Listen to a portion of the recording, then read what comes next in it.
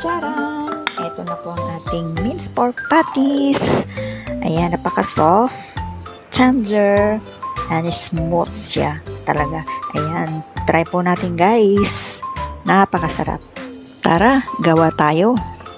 Today's video guys, gagawa po tayo ng minced pork patties. Ayan, meron tayong egg na ingredients. Nilagyan ko po yan ng egg. Starch, little bit sugar, and pepper. Yung powder lang po guys.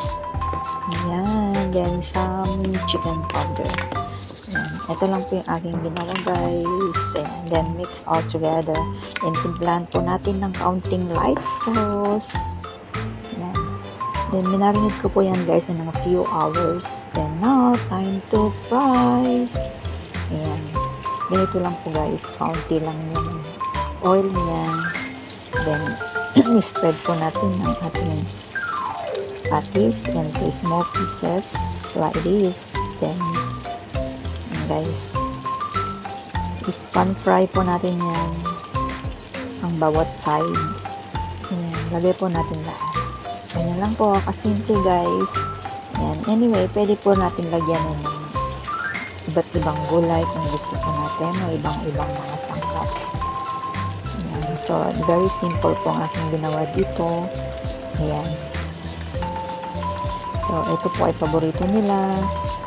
Then, ayan, pwede rin po gawing lumpia. Ito na po siya guys. Pan-fry po natin ng kanyang both sides. Ayan, napakasimpleng gawain, napakasimpleng lutuin. Ayan, na magugustuhan po.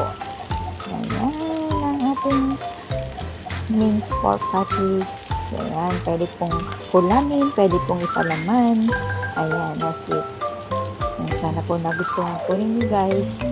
Thanks for watching guys. Ayan. Let's eat na.